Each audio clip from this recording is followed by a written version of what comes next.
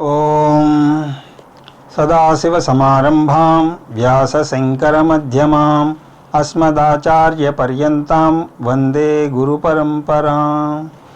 హరి ఓం. శ్రీ గురుభ్యో నమః. హరి ఓం.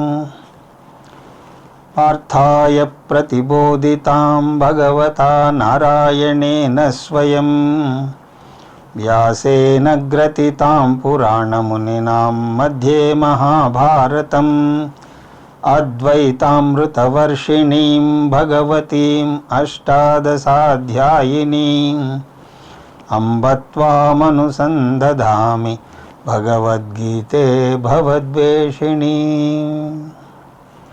యం బ్రహ్మా వరుణేంద్ర రుద్రమరుతస్తున్మంతు దివ్యైస్తవై వేదై సాంగపదక్రమోపనిషదై గాయంతి యం సామగా ధ్యానావస్థితతద్గతేన మనసా పశ్యంతి యం యోగినః యస్యాంతం న విదుఃసురాసురగణా దేవాయ తస్మై నమః.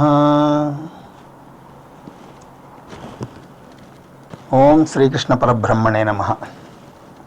స్మరవారం వారం కార్యక్రమంలో శ్రీమద్ భగవద్గీత జ్ఞాన యజ్ఞంలో 26వ రోజు అధ్యయనానికి మీ అందరికీ స్వాగతం.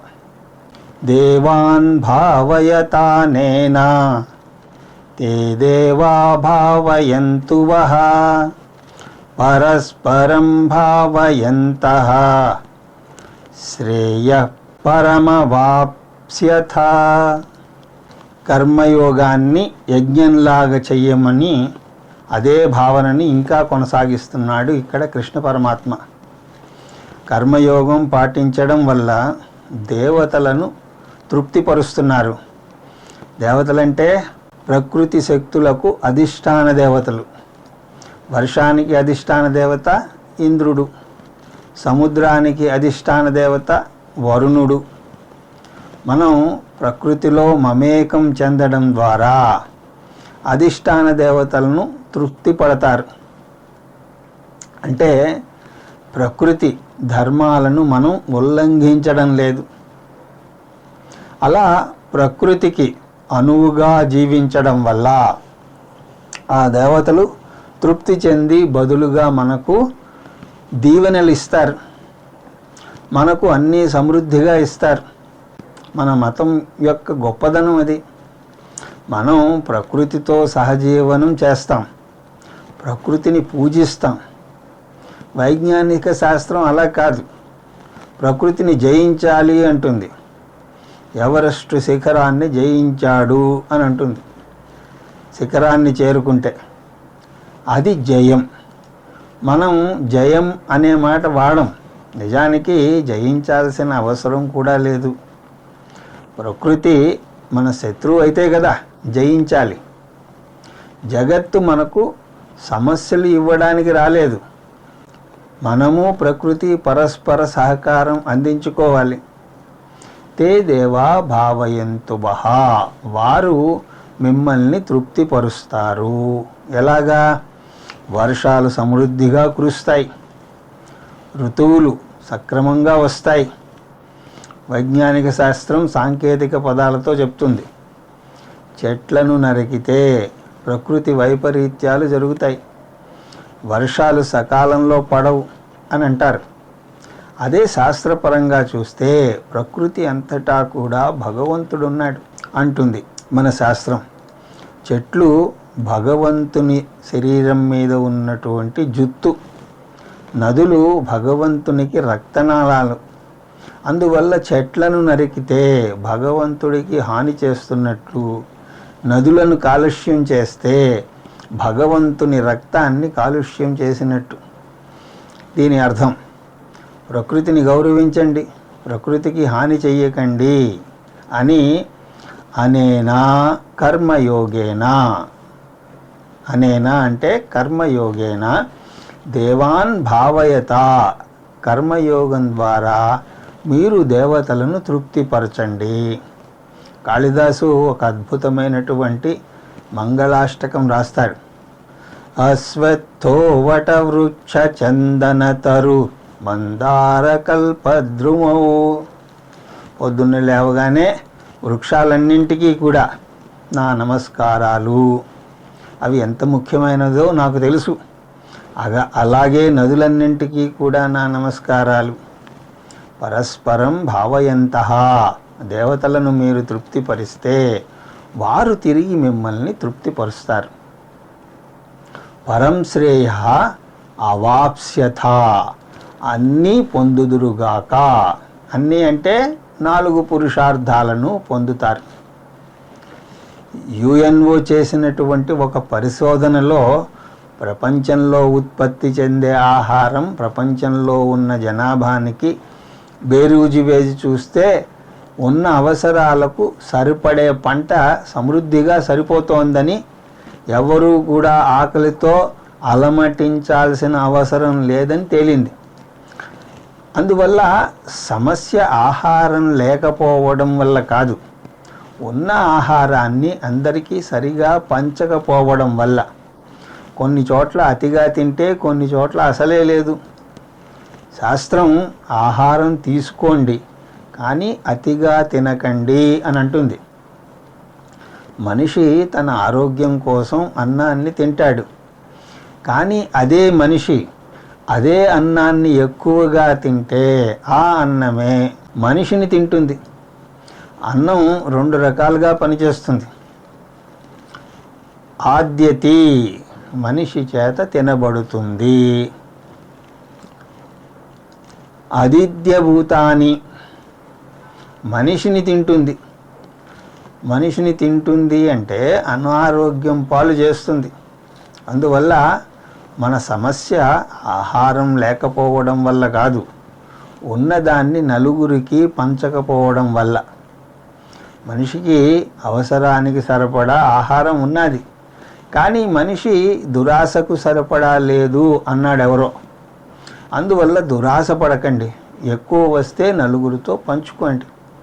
సమాజ సేవ చెయ్యండి, నిస్వార్థంగా నలుగురితో పంచుకోవడమే కర్మయోగం. కర్మయోగం ద్వారా 4 పురుషార్థాలను పొందుతారు. భగవంతుడు ఈ శరీరాన్ని, ఈ జగత్తును మనకు కానుకగా ఇచ్చాడు. చిన్మయానంద స్వామి ఈ కానుకను మనం భగవంతుడికి తిరిగి ఇచ్చేటప్పుడు సరిగా ఇవ్వాలి అని అంటారు. దీన్ని దుర్వినియోగం చేస్తే భగవంతుడు బాధపడతాడు. దీన్ని పరోపకారానికి వాడాలి. పరోపకారాయ వహంతి నద్యః, పరోపకారాయ దుహంతి గావః, పరోపకారాయ ఫలంతి వృక్షా, పరోపకారాయ ఇదం శరీరం. వృక్షాలు ఇతరుల కోసం ఫలాలను ఇస్తాయి. మనం పండు కోసం చెట్టుకి రాయి వేసి కొట్టినా అది పండునే ఇస్తుంది. అలాగే ఆవు పాలు మనందరి కోసం ఇస్తుంది. నదులు మన కోసమే ప్రవహిస్తున్నాయి. ప్రకృతిని చూసి అర్థం చేసుకోవచ్చు భగవంతుడు ఈ శరీరం ఎందుకు ఇచ్చాడో. పరోపకారం చెయ్యడం కోసమే ఇచ్చాడు. అందువల్ల మనం ఈ శరీరాన్ని సమాజ సేవ చెయ్యడానికి ఉపయోగిస్తే, ఈ మనస్సుతోనే ఇతరులను ప్రేమిస్తే, ఈ బుద్ధితో జ్ఞానాన్ని నలుగురితో పంచుకుంటే అది ఈశ్వర పూజ అవుతుంది. ఇలా పూజ చేయడం వల్ల 4 పురుషార్థాలను పొందుతాం. మనం అడక్కపోయినా వాటిని మనం పొందుతాం. ఇష్టాన్ భోగాన్ వినో దేవా దాస్యంతే యజ్ఞ భావిత తైర్దత్తాన ప్రదాయేభ్యో యో భుక్తేస్తేన ఏవ సహ. ఈశ్వర యజ్ఞంలా జీవితాన్ని గడిపితే ఏది కోరుకుంటే అది భగవంతుడు ఇస్తాడు అని శ్రీకృష్ణ పరమాత్మ చెప్తున్నాడు. నాకు ధర్మార్థ కామాలు వద్దు అంటే అది మోక్షాన్ని ఇస్తుంది. నాకు ధర్మార్థ కామాలే కావాలి అనుకుంటే వాటినే ఇస్తుంది. కర్మయోగం అంటే కర్మయోగం 2 వైపులా పదునున్న కత్తి లాంటిది, లేదా 2 in 1 లాంటిది. 2-in-1లో రేడియో కావాలంటే రేడియో వస్తుంది, టేప్ రికార్డర్ కావాలంటే అది పనిచేస్తుంది. అలాగా కర్మయోగం ఐశ్వర్యం కావాలంటే ఐశ్వర్యం, మోక్షం కావాలంటే మోక్షాన్ని ఇస్తుంది. కొంతమంది మాకిప్పుడే మోక్షం వద్దు అని అంటూ ఉంటారు. మాకు ఇంకా చిన్నపిల్లలు ఉన్నారు, మాకు అనేక బరువు బాధ్యతలన్నీ ఉన్నాయి, కాబట్టి ఇప్పుడే మాకు మోక్షం అక్కర్లేదు అని అంటారు. అటువంటి వారిని విమర్శించాడు కృష్ణ పరమాత్మ. కాకపోతే ఒక షరతు పెడతాడు, ఒక షరతును విధిస్తున్నాడు. సరే, మీకు మోక్షం వద్దంటే ఏమీ తప్పులేదు, ధర్మార్థ కామాలే కావాలి అని అనుకున్నా సరే వాటిని కోరుకోండి, తప్పులేదు. కానీ ఒక షరతు, మీరు ధర్మార్థ కామాలను కర్మయోగ పద్ధతి ద్వారా పాటించండి, కానీ అనైతిక మార్గంలో మాత్రం వెళ్ళొద్దు అని అంటాడు. నైతిక విలువలను పాటిస్తూ ధర్మబద్ధమైనటువంటి పనుల ద్వారా మీ లక్ష్యాలను సాధించుకోండి, కానీ అడ్డదారులు తొక్కకండి. దేవా దాస్యంతే, దేవతలు మీకు దాస్యం చేస్తారు, దేవతలు మీకు కావలసింది ఇస్తారు. ధనం ధాన్యం పశుం బహుపుత్ర లాభం శత సంవత్సరం దీర్ఘమాయు, ఇవన్నీ కూడా దేవతలు మీకు కురిపిస్తారు. ఎప్పుడు? యజ్ఞభావిత, ఈ దేవతలను కర్మయోగం ద్వారా పూజిస్తే, కర్మయోగి ఎప్పుడూ కూడా ప్రకృతికి హాని చెయ్యడు. అందువల్ల ప్రకృతి ఋతువులు సక్రమంగా వస్తాయి. మన జీవితం మొత్తం వర్షం మీదే ఆధారపడి ఉంటుంది. అతివృష్టి వచ్చినా అనావృష్టి వచ్చినా కూడా మన పంటలకు ఇబ్బందే, మన ఆర్థిక వ్యవస్థ పూర్తిగా దెబ్బతింటుంది. కాలే వర్షతు పర్జన్యా పృథివీ సస్యశాలిని, వర్షాలు సకాలంలో కురిస్తే పృథ్వీ సస్యశ్యామలంగా ఉంటుంది. ఎవరో అన్నారు, ప్రకృతిలో ఆకుపచ్చదనం మాయమైతే అది ఎర్రగా అవుతుంది అని. చెట్లు నరికేస్తే గాలి కాలుష్యం చెంది ఎర్రగా మారుతుంది, అంటే ఆరోగ్యం దెబ్బతింటుంది. దేశోయం క్షోభరహితో బ్రాహ్మణో సంతు నిర్భయా, దేశం సుభిక్షంగా ఉండాలి, బ్రాహ్మణులు నిర్భయంగా ధార్మిక జీవనాన్ని గడపాలి. దేశమంతా కూడా అవినీతి పరులుండి ఏ ఒక్కరు నీతిగా ఉన్నా సరే తక్కిన వారు ఉండనివ్వరు కదా, లేదా ఏడిపిస్తూ ఉంటారు. అందరూ కూడా ధార్మిక జీవనాన్ని గడిపితే దేశం ఆరోగ్యవంతంగా ఉంటుంది. అందువల్లనే కృష్ణ పరమాత్మ చెప్పాడు, కర్మయోగం పాటించండి, అప్పుడు మీకు దేవతలు అన్ని పురుషార్థాలను ఇస్తారు అని. ఇక్కడ మీకు ఒక సందేహం రావచ్చు, ఏమిటది అంటే, నేను ఒక పని చేస్తే దానికి తగ్గ ఫలితం వస్తుంది, నేను ఒక విత్తనాన్ని నాటితే భూమి దాన్ని మొలకెత్తేలాగా చేస్తుంది, విత్తనానికి మొలకెత్తే గుణం ఉంటుంది కదా, అందువల్ల ప్రకృతిలో ఉన్న సూత్రాలు చాలు నాకు కర్మఫలాన్ని ఇవ్వడానికి. అలాంటప్పుడు కర్మఫలదాతగా వేరే భగవంతుణ్ణి కొలవడం ఎందుకు అంటే, దానికి శాస్త్రం జవాబు, ఈ ప్రకృతి సూత్రాలను ఇచ్చింది భగవంతుడు. మీరు బాగా పంట పండించడానికి కావలసిన ఏర్పాట్లన్నీ చేశారు, భూమి చదును చేశారు, విత్తనాన్ని నాటారు, ఎరువులు వేశారు, పురుగుల మందు జల్లారు, నీరు పోశారు. ప్రకృతి సూత్రం వల్ల భూమి నుంచి పంట వచ్చింది. కానీ ఆ సూత్రం ఎక్కడి నుంచి వచ్చింది?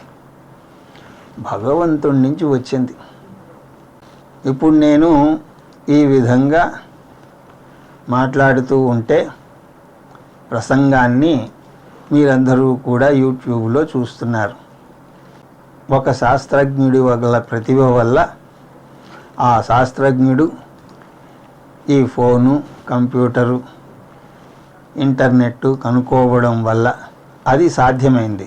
అయితే అది నిజమే, అది మానవ మేధస్సుకు చిహ్నం.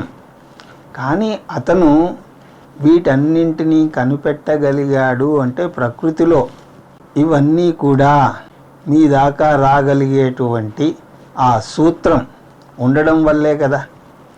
అలాగే దూరదర్శన్ను మనిషి కనుగొనగలిగాడంటే దానికి సంబంధించిన సూత్రం ప్రకృతిలో ఉండడం వల్లే కదా.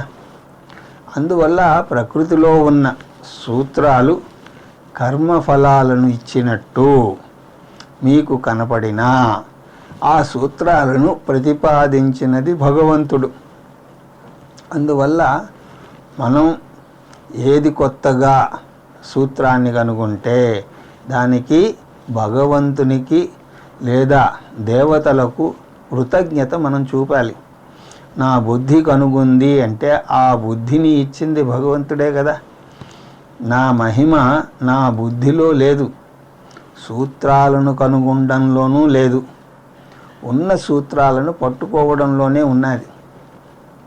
అందువల్ల కృష్ణ పరమాత్మ చెప్తున్నాడు, ఒక సూత్రాన్ని కనుగొన్నప్పుడల్లా భగవంతుడు ఆ సూత్రాన్ని ఇచ్చాడని గుర్తుంచుకోండి.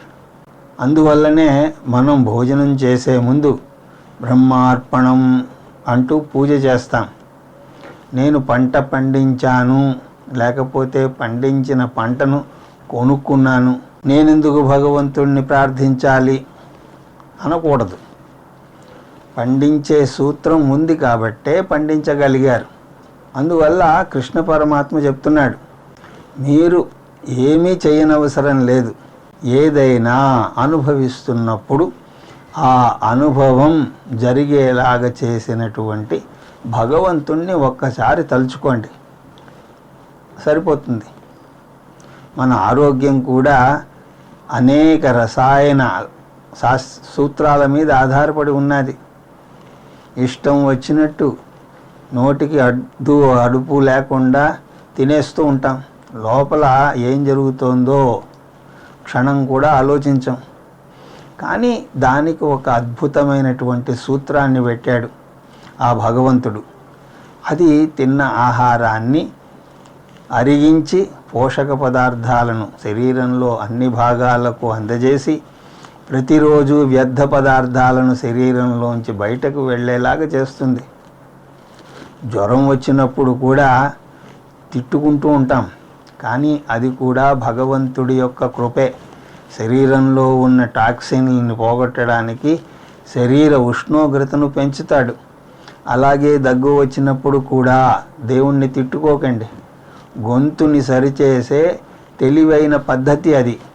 అందువల్ల దేవుణ్ణి స్తుతించండి. సూత్రాలను మనం సృష్టించలేదు, ఉన్న సూత్రాలను మనం పట్టుకుంటున్నాం అంతే. దానికి కృతజ్ఞతలు చెప్పకపోతే మనం దొంగలతో సమానం. తై దత్తాన్, దేవతలు మనకు అనేక వస్తువుల్ని దీవెనగా కురిపిస్తున్నారు. ధర్మార్థ కామ మోక్షాలను ఇచ్చారు. తిండి బట్ట నీరులను ఇచ్చారు. ఎలా ఇచ్చారు అంటే పరోక్షంగా సూత్రాల ద్వారా ఇవ్వడం జరిగింది. మనం వాటిని వాడుకుంటున్నప్పుడు ఏం చేయాలి? కృతజ్ఞతలు చెప్పాలి. మన శాస్త్రంలో అన్ని పాపాలకు ప్రాయశ్చిత్త కర్మలు ఉన్నాయి, కానీ కృతజ్ఞత చూపకపోతే దానికి ప్రాయశ్చిత్త కర్మ లేదు. కృతజ్ఞే నాస్తి నిష్కృతి అన్నారు. ఏభ్యః అప్రదాయ, ఏభ్యః అంటే దేవేభ్యః, దేవతలకు అప్రదాయ తిరిగి చెయ్యటం. కృతజ్ఞతలు చూపకుండా ప్రాపంచిక విషయాలను అనుభవిస్తే స్థేన ఏవా సహా, దొంగలతో సమానం.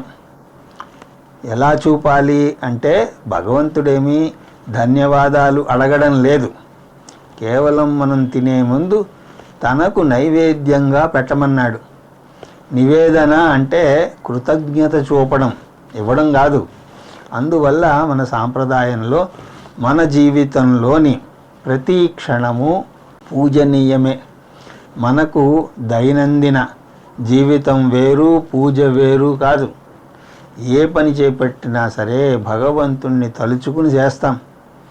ఇల్లు కట్టే ముందు భూపూజ చేస్తాం, డ్రైవరు బస్సు నడిపే ముందు భగవంతుడికి నమస్కారం చేస్తాడు. దైవ ప్రార్థన లేని జీవితం కేవలం కర్మ, దైవ ప్రార్థన తోడైన జీవితం కర్మయోగం. అందువల్ల కర్మ ఈశ్వర యజ్ఞంలా చెయ్యాలి.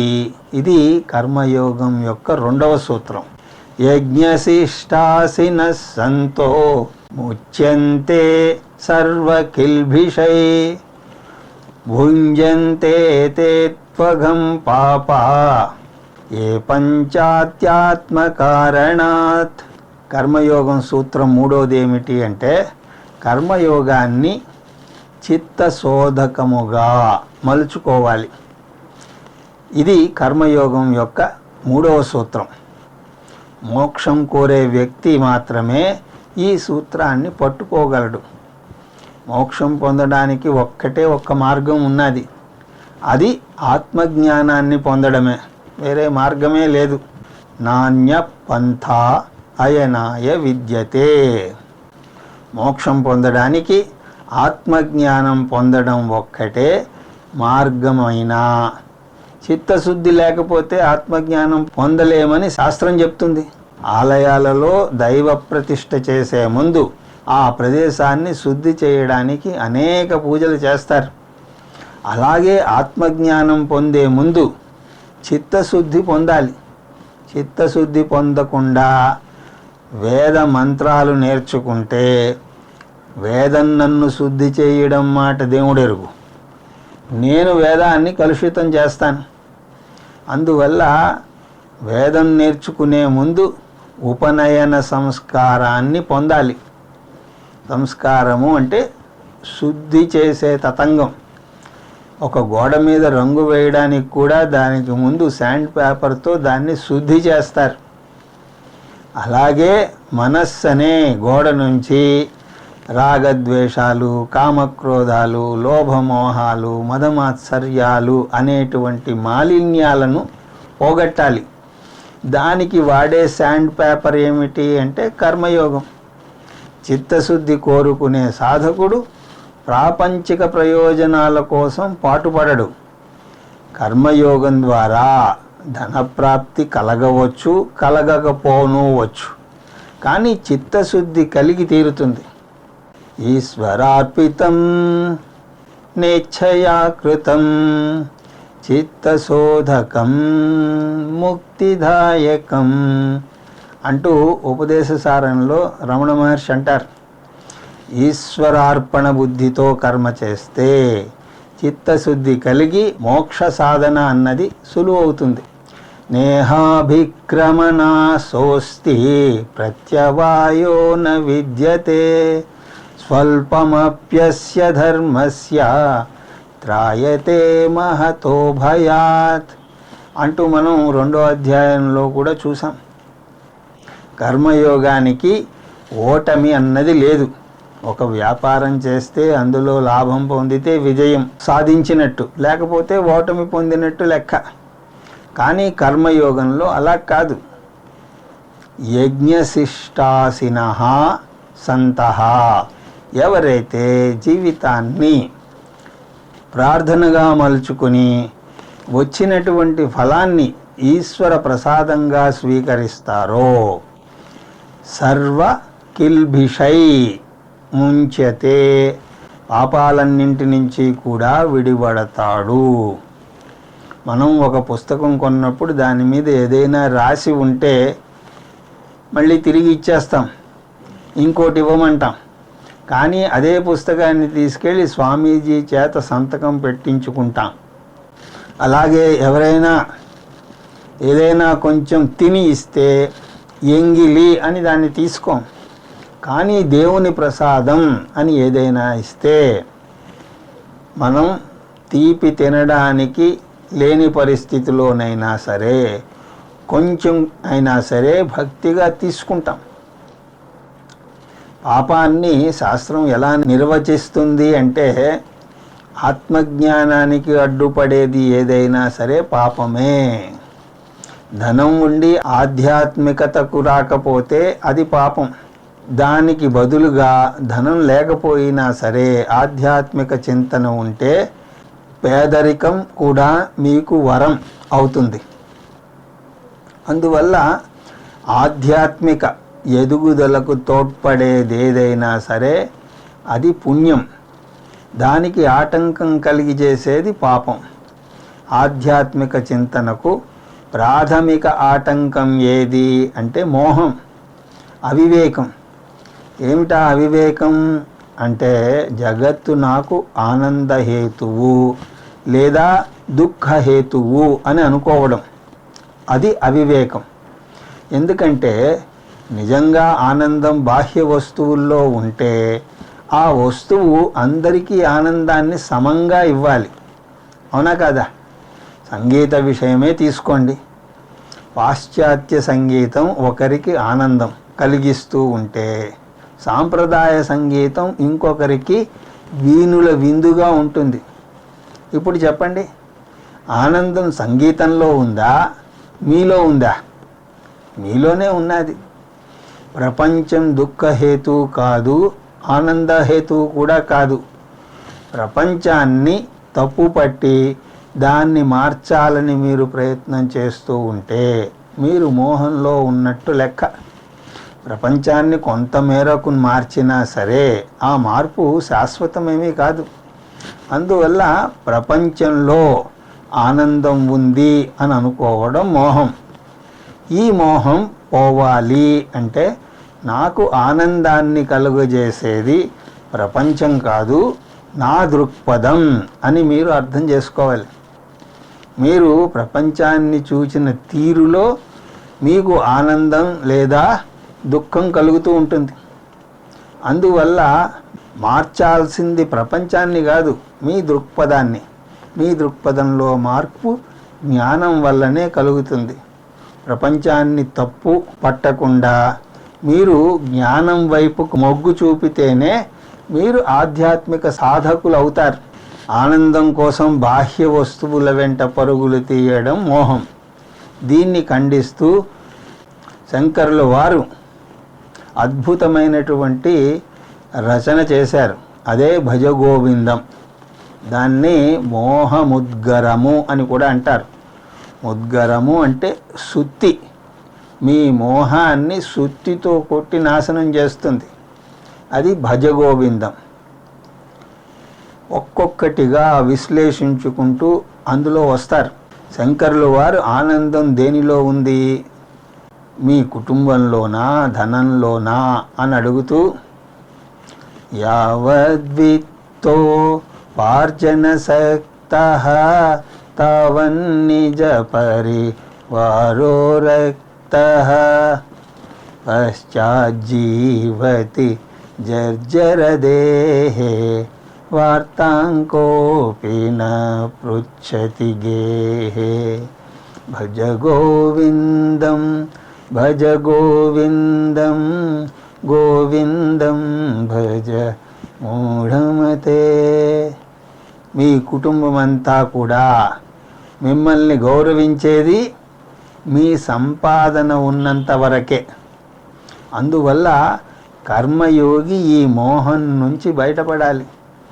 అతను తను చెయ్యాల్సింది ప్రపంచాన్ని మార్చడం కాదు, జ్ఞానాన్ని పొందాలి అని అర్థం చేసుకుంటాడు. అలా అర్థం చేసుకోని వారి పరిస్థితి ఏమిటి అంటే భుంజతే తే త్వఘం పాపాః. కర్మయోగి కాని వారిని కృష్ణ పరమాత్మ తీవ్రంగా విమర్శిస్తున్నాడు.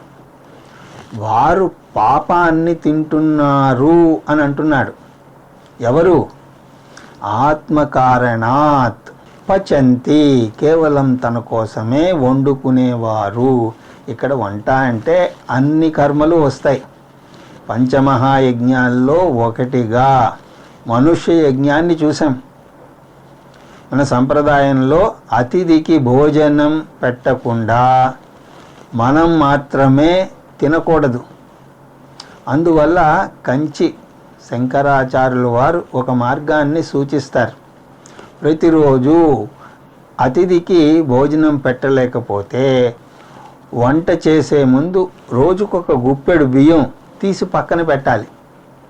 నెల లేకపోతే 6 నెలల తర్వాత అన్నదానం జరిగే చోటకు ఆ బియ్యాన్ని తీసుకుని వెళ్ళి ఇవ్వాలి. అన్నదానం చాలా ముఖ్యం. అందువల్ల అన్నదానం చెయ్యకుండా తినేవారు తినేది కూర అన్నమో చారు అన్నమో కాదు, తీవ్రమైనటువంటి పాపాన్నే తింటున్నారు. స్వార్థపరుడు ఆత్మజ్ఞానానికి అంతకంతకు దూరం తొలగిపోతూ ఉంటే నిస్వార్థపరుడు ఆత్మజ్ఞానానికి దగ్గరవుతాడు. ఆ విధంగా కర్మయోగం పవిత్రుణ్ణి చేస్తుంది అని చెప్పి, అన్నాద్భవంతి భూతాని పర్జన్యాద్దన్న సంభవః యజ్ఞాద్భవతి పర్జన్యో యజ్ఞాః కర్మ సముద్భవః. కర్మయోగం సూత్రం 4వది. అదేమిటి అంటే కర్మయోగాన్ని ధర్మాచరణగా చేయాలి. 14-15 శ్లోకాల్లో కర్మయోగాన్ని ధర్మంగా వర్ణిస్తున్నాడు ఇక్కడ కృష్ణ పరమాత్మ. సృష్టిలో సమతుల్యతను నిలిపేది ధర్మం. మనం ద్వీపంలాగా ఒంటరిగా ఏమీ లేము, సమాజంలో ఒక భాగంగా ఉన్నాం. మనకు ఇష్టం ఉన్నా లేకపోయినా మన సృష్టిలో ఒక భాగం తోటి మనుష్యులతోనూ జంతువులతోనూ ప్రకృతితోనూ సహజీవనం చేయాలి. ప్రకృతిలో అడవులు, నదులు, పర్యావరణం అన్నీ కూడా వస్తాయి. మన జీవనం ఋతువులతో ముడిపడి ఉన్నది. మనిషి తప్ప తక్కినవన్నీ కూడా ముందే ప్రోగ్రామ్ చేయబడి వస్తాయి అని ఇంతకుముందు కూడా మనం చూసాం. చెట్లు ఎవరికి హాని చెయ్యవు, జంతువులు పర్యావరణాన్ని కలుషితం చెయ్యవు. మనుష్య జాతికి మాత్రమే ఈ ఫ్రీ విల్ ఇవ్వడం వల్ల, తద్వారా మనిషి బుద్ధిని ఉపయోగించడం వల్ల, అతని ధీశక్తి వల్ల విశ్వాన్నంతటినీ కూడా స్వర్గంగా మలచగలడు లేదా సర్వనాశనము చేయగలడు. పులులు, సింహాలు రెచ్చిపోయినా సరే ఏ బీభత్సం జరగదు, మనిషి రెచ్చిపోతేనే ప్రమాదం. అందువల్ల మనం దేవుణ్ణి నమ్మినా నమ్మకపోయినా, మోక్షాన్ని నమ్మినా నమ్మకపోయినా, పుణ్యాన్ని నమ్మినా నమ్మకపోయినా, చిత్తశుద్ధిని నమ్మినా నమ్మకపోయినా, ప్రకృతిలో సమతుల్యత నిలపడం కోసమైనా సరే కర్మయోగాన్ని పాటించాలి. సృష్టి అంతా కూడా లయబద్ధంగా ఉందని ఒప్పుకుని తీరాలి. ఎందుకంటే ప్రకృతిలో ప్రతి క్షణము, సృష్టిలోని ప్రతిదీ కూడా ఒకదానితో ఒకటి ముడిపడి ఉన్నది అని చూపిస్తుంది. అందువల్ల మన జీవితాన్ని బాధ్యతారహితంగా నడపలేం. ప్రతిదీ కూడా ఒక వృత్తాకారంలో జరుగుతోంది, ఒక సైకిల్లో జరుగుతోంది. ఉదాహరణకు మనం ఆక్సిజన్ పీల్చుకొని కార్బన్ డయాక్సైడ్ను వదిలితే వృక్షాలు కార్బన్ డయాక్సైడ్ని పీల్చుకుని ఆక్సిజన్ని వదులుతాయి. కానీ మనం ఏం చేస్తున్నాం? ఆ చెట్లనన్నింటినీ కూడా నిర్దాక్షిణ్యంగా కొట్టివేస్తున్నాం. ఒక ఇంటిని పడగొట్టి 32 ఫ్లాట్లను కట్టేసుకుంటున్నాం. దానికోసం ఇంటి ఆవరణలో ఉన్న బయట ఉన్న మహావృక్షాలను కూటికి వేళ్లతో సహా పీకలించేస్తున్నాం. ఆ వృత్తాన్ని మనం చీలుస్తున్నాం, అంటే ఆ సైకిల్ని బ్రేక్ చేస్తున్నాం. దానివల్ల నష్టపోయేది ఎవరు? మనమే. ఇటువంటి వృత్తాలు ఎన్నో కూడా ఉన్నాయి. పదార్థము, శక్తి ఒక వృత్తం. కృష్ణ పరమాత్మ ఇంకొక వృత్తాన్ని తీసుకుని ఉదాహరణగా చెప్తున్నారు. ఏమిటది అంటే, అన్నాద్భవంతి భూతాని, అన్ని జీవరాశులు అన్నంలోంచే పుట్టాయి. ఇది మనకు ప్రత్యక్షంగానే కూడా అనుభవమే. అన్నం తినకపోతే నీరసించిపోతాం. ఈ శరీరం అన్నం నుంచి వచ్చింది. భూతాని అంటే అన్ని జీవరాశులు. అన్నం అంటే అన్నమే కాదు, ఆహారం. పర్జన్యాదన్న సంభవ, వాన వల్ల అన్నం వస్తుంది. వాన మీదే పంటలు ఆధారపడి ఉంటాయి. అతివృష్టి అనావృష్టి వల్ల ఏదొచ్చినా సరే పంట సరిగా పండదు. యజ్ఞాద్భవతి పర్జన్య, పుణ్యం వల్ల వాన కురుస్తుంది. ఇక్కడ యజ్ఞం అంటే అపూర్వం లేదా అద్భుతం, కనపడనటువంటి అంశం వల్ల వాన కురుస్తుంది. అందువల్ల దాన్ని అదృష్టం అని పుణ్యం అని అంటారు. పుణ్యం వల్ల వాన కురవడం ఏమిటి, ఏదో కట్టు కథలా ఉన్నది అని అనకండి. పుణ్యం అంటే ప్రకృతిలో సమతుల్యత ఉంటేనే సకాలంలో వర్షాలు కురుస్తాయి. ఋతువులు ప్రకృతిలోని సమతుల్యతకు ప్రతీకలు. వాటిలో వానలను బట్టి ప్రకృతిలో సమతుల్యత గురించి చెప్పేవారు పూర్వం. ఇప్పుడు దాన్ని విజ్ఞాన శాస్త్రపరంగా చర్చిస్తున్నాం. చెట్లు కొట్టేస్తున్నాం కాబట్టి మేఘాలు సరిగా ఏర్పడవని, అందువల్ల వానలు సరిగా కురవడం లేదని, అందువల్ల అడవులను ధ్వంసం చేయకూడదని అని అంటారు.